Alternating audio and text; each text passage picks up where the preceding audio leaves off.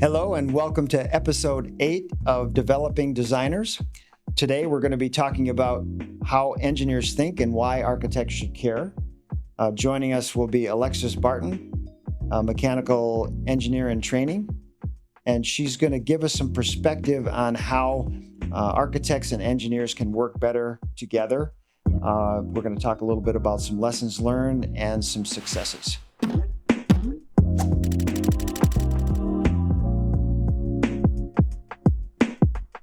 Hello and welcome, Alexis. Thank you. Thanks for joining me for talking about how engineers think and why architects should care.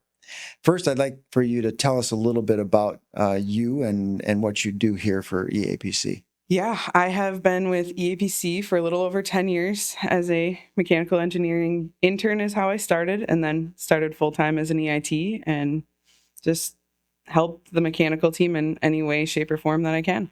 Excellent. The first question I have is, when you look at a design for the first time, what are you thinking about? The first thing I really think about is, where is the mechanical room? Obviously, that's, as a mechanical engineer, that's the first, that's our bread and butter. But is the mechanical room in a location that we can easily access it? How can we get outside air and exhaust air in and out of the space? Is there an IT room next to it or a stairwell next to it that we aren't going to be able to get in and out easily? Just how do we make this easier for the owner and still put out a good product? Sure. Overall. Do you think about the size as well? Because I know as a mechanical engineer myself in my early career, a lot of times we wouldn't get enough space in that mechanical room. So is that something you think about as well? Yep, absolutely. And the size it's always one of the first topics of conversation on a project. It seems like there's never quite enough, but we find a way to work through it. Sure. So we both know that architects and engineers think differently. Architects are more creators and engineers are more technical. What are engineers evaluating that an architect might not see? Sometimes we're looking at like a ceiling height. It looks great from an architectural standpoint, but there may not be room above the ceiling for us to put all of our ductwork, piping, electrical equipment, everything that we need, and still make sure that it's accessible and maintainable for any kind of maintenance staff. Especially depending on what the structure looks like on the building too. Right. That oftentimes drives us, and architecturally they really want a certain look, but they may not, think about how the ceiling might really affect us. Right. And what we can do. So the other thing I was thinking about in my early career, there'd be a lot of glass and maybe a really high ceiling in an area. And I think sometimes architects might not think about the fact that, hey, we've got to wash that glass to make sure it doesn't condensate and things like that. Have you run into issues like that? Yes, absolutely. A few times throughout my career. Usually there's just a lot of extra communication with the architect, but they have a certain vision, and we just need to make sure we're not creating glass that's not treated the proper way. So we, making sure that we can get any kind of piping, if we can get chases, if we can get soffits, whatever we can get to make that work.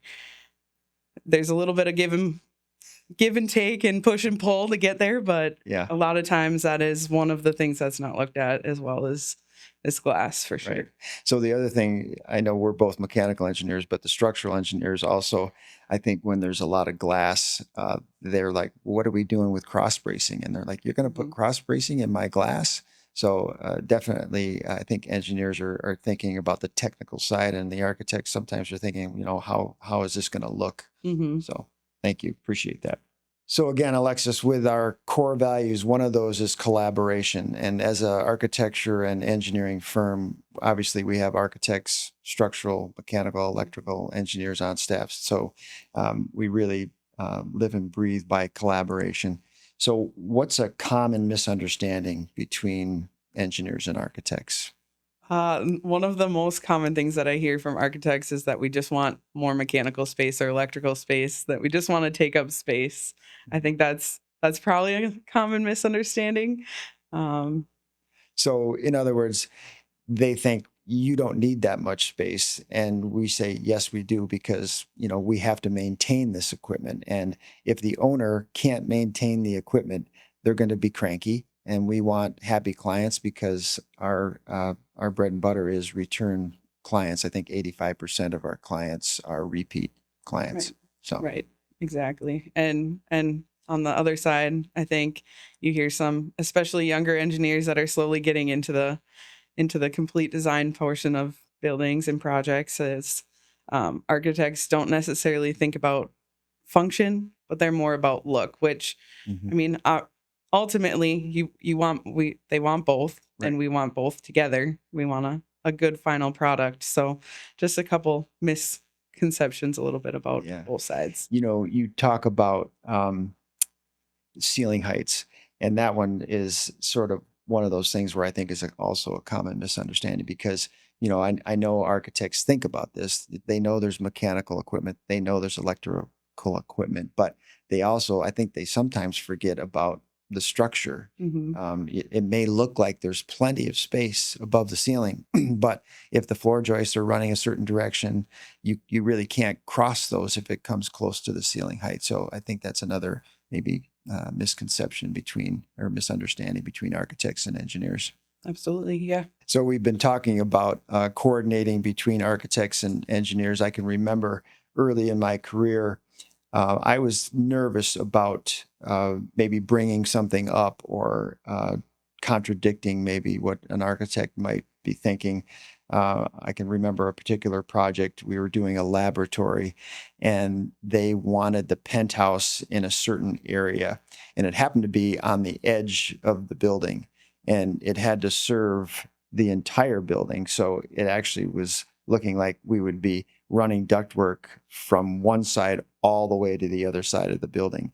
And I thought it would be more efficient if we had it in the middle, and then we could kind of go both directions, so we wouldn't have really long runs, and so we wouldn't have like a lot of pressure drop and things like that. But I was afraid to bring it up. So is there anything you can think of that we can improve that communication early on, making sure we get our points across? Yeah. I think that kind of goes a little bit hand in hand with just looking at that mechanical room layout a little bit in the beginning, and just as soon as structure has a rough idea of how they're going to lay out their structural beams and joists and all of that, and rough ceiling heights, I think it's kind of a direction that we like to look at right away, is what's the most efficient way to run ductwork, so we don't have to cross ductwork, so we don't have such long runs of large ductwork. Mm.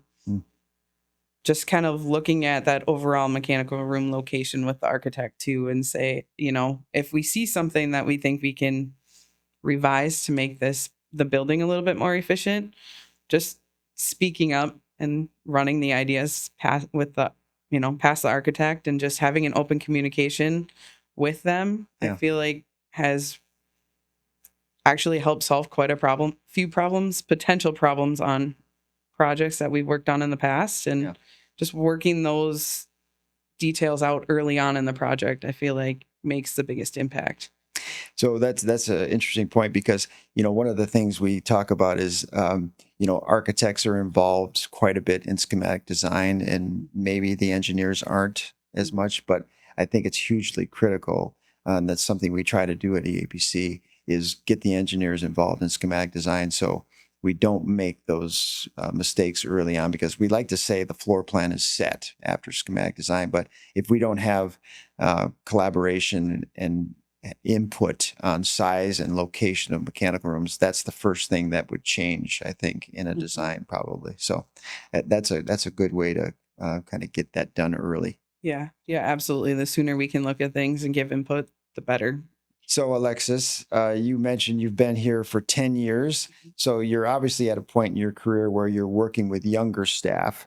Mhm. Um, how do you mentor the younger staff to work within a design team of architects and electrical and structural engineers? Yeah, I kind of just think back to my early days, and it was always nervous and timid on, oh, I have to go communicate with other people, and you're a little bit cautious of your knowledge at that point because you don't fully trust yourself. But I think the biggest thing that I guess helps me to help some of the mentor some of these younger, newer engineers is just telling them to take a chance. If you're wrong, we're going to help you fix it. You know, you're never going to learn unless you try it. That was really hard for me to grasp onto as I was developing into gaining more knowledge. And just kind of looking at it as from the point of perspective of them is, I get it. It's a little bit scary. It's intimidating, but whatever you need, I'll help guide you through what you need. If you need more support, you just have to reach out. We're always going to be here to help and work as a team and Yeah. help you develop whatever information you want to learn. You just have to say the word and we'll teach you what you want. And one of those techniques, obviously, we talk about is, throwing people into the fire, just letting them do something. And maybe if they fail, that's a learning experience, right? And so, I mean, I think that's something that we all need to do is sort of let the younger people go and go as far as they can. And then maybe if we see them going down the wrong path and making mistakes, then we correct. That's just a really great way to learn. Yeah, I think, yeah, letting them kind of go and maybe checking in every day for a little, just checking, see how things are going and making sure they're still going in the right direction. So we've been talking about collaboration, which again is one of the APC's core values. Um, when you're working with structural or electrical, what helps that engineer from another discipline become a better partner in the design? Yeah, I think just open communication. Once we get to a point in the project where we have most of our major equipment kind of laid out, indicated on the plans, if something changes further down the line, just communicating if something changes. Let's just say a structural beam or column gets or joist gets bigger. Mhm. We don't necessarily always know that that gets bigger on the mechanical side. So just knowing if a big scale change happens so that mechanically and electrically or structurally we can react to it and make changes to not cause future problems down the line. Yeah. So it's interesting. When I was a young engineer, electrical was sort of always one that caused issues with me because I would forget the fact that, wait, I'm going to change this pump to a larger pump, or I need more CFM on an air handler, so the horsepower of the motor is going to go up, and we have to communicate that with the electrical because they they don't know that unless we tell them. So that communication on both sides, from electrical structural to us as mechanical, or from us to electrical. So as you know, I'm passionate about a couple of things in terms of the design of our projects, and I always like to make sure we learn from our mistakes, so lessons learned. But I also like to celebrate those areas where we do something really well. So best practices. So can you think of a time where the architects and the engineers really collaborated well and it resulted in a great product? Yeah, I guess one that instantly comes to mind is a fire station that we did. We were running a little bit. We needed a little more mechanical room space, so they had an underground parking garage where we created a mezzanine at the top of the ramp part of it. With that, the next challenge was how do we get outside air and exhaust in and out of the building? So along this ramp into the parking garage, there were some larger windows. So working with the architect, we thought, why don't we make this louver roughly the size of a window to make it look like it was meant to be in this location? And just seeing the final product of coordinating the exact size, the exact location of ductwork running in that garage space, just it looks like it was meant to be there. You wouldn't know that, hey, that's a louver bringing fresh air in if you didn't know what that meant. So it just looks natural on the building and it looks like it was intended to be there the whole time. So I can think of a early in my career, actually not super early, but when I first moved to Bismarck in the early 2000s, we had a project where Again, there wasn't enough ceiling space. It was a wood frame structure, almost residential in construction, but um, the owner really didn't have money to go any higher. So the team had to work together, and we ended up doing a spiral duct around the exterior that we painted to match the wall color. And the owner really liked it because it added a little bit of an industrial feel, but also blended in.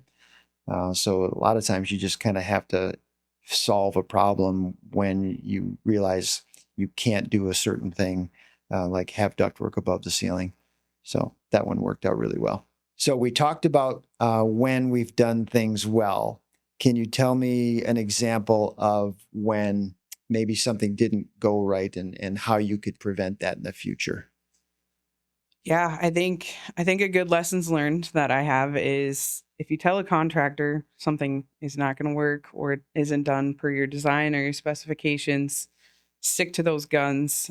We've had a project in the past where contractors installed things different than our plans or specifications said, and we indicated multiple times early in the project that it was going to cause some issues later on down the line, and didn't push hard enough throughout some of the construction period, and it caused some issues later on and down the line. So just sticking to your guns and continuing to push the contractors to do what is designed and specified. That's a really good point. So, final thoughts. Do you have any final thoughts for young designers, either mechanical, electrical, structural, or architectural? Yeah, don't be afraid to take a chance and just trust your instinct. The worst thing that's going to happen is when you talk to your senior engineer, they're going to indicate that you're wrong, and help you through it. But don't be afraid to make choices, make decisions. I know that that was something I struggled with a lot in my younger career. So looking back, just don't be afraid to do that. Nobody's going to put you in a spot to fail, a position to fail. Just see what you can do and talk it through. So that's actually great advice, and I think we have that at the partner level as well. It's like you're not a single person. If you've got an issue, bounce it off another person, and there's a lot of people that are going to be making that final decision. So most likely it's going to be right. So anyway, but thanks so much, Alexis, for joining me. You've been a delight. Thank you very much. Thank you.